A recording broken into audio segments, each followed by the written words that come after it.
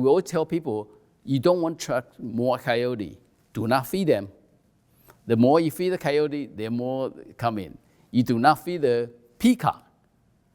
Because we have peacock problem in the village, right? The more you feed the peacock, the more you're going to have it. So why? Because they know there's food, there's shelter, there's help, there's benefit. So they will come to Arcadia because you have this tiny shelter, all right? So you have to know why, what they're doing. So I'm not saying that homeless people is just like animal, but even coyote know that, peacocks know that.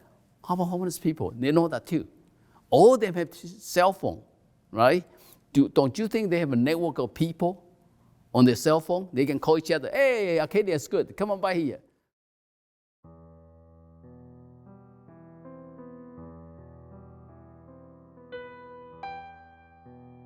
There's no study or research that has shown that tiny homes attract more unhoused. If you look at all the areas that have put in tiny homes or any shelter, there's not a congregation or an attraction factor to that. I draw an analogy to a hospital.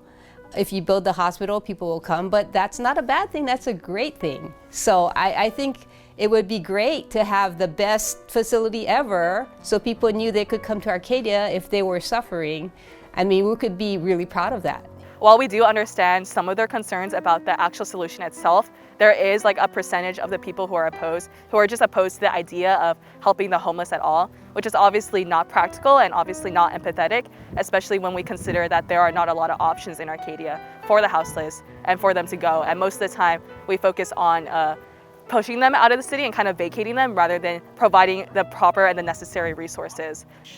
How do we have 125 people, unhoused people here in Arcadia already without shelter to then try to argue, but somehow shelter is going to attract the unhoused?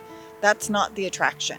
I've always had an open door here. When I see somebody across the street or somebody sleeping in the front, I ask them, hey, you need anything? That's the only thing I ask, do you need anything? I feel like it's a tool for me to interact with people.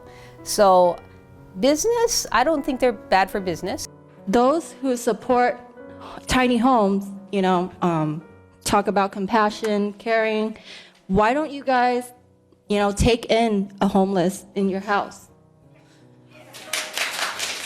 I'm sure people are doing that already. And they're using it like a punishment and as if like, yeah, you do this horrific thing, or you be the victim of this horrifying thing, and it's really not. It's really not a fight to me about people who are pro tiny home and who are against tiny home. I think the fight and the anger needs to be directed at the people that have been taking our money for a very long time, and they've been making a lot of promises, and they have given us no results. And if all of you work for me, you'll be fired. Because people who come and work for me, they give me different solutions, okay? They don't just give me one every day. Where is all the job training that you're proposing for these people to get back on their feet? I don't hear any of it. It's just tiny homes, tiny homes, tiny homes. Really, seriously, you only have one alternative? You have failed us. I respect you guys, want to be public servants. You serve us. Some of you don't get paid, right? I respect that. Thank you, Lucy. Thank you. Okay.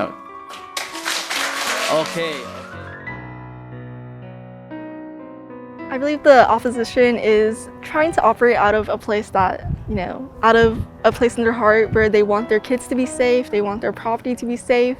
And I could see their concerns in that, really, but it's hard at times because, this problem isn't going to go away, and we really can't just, push towards just avoiding the problem.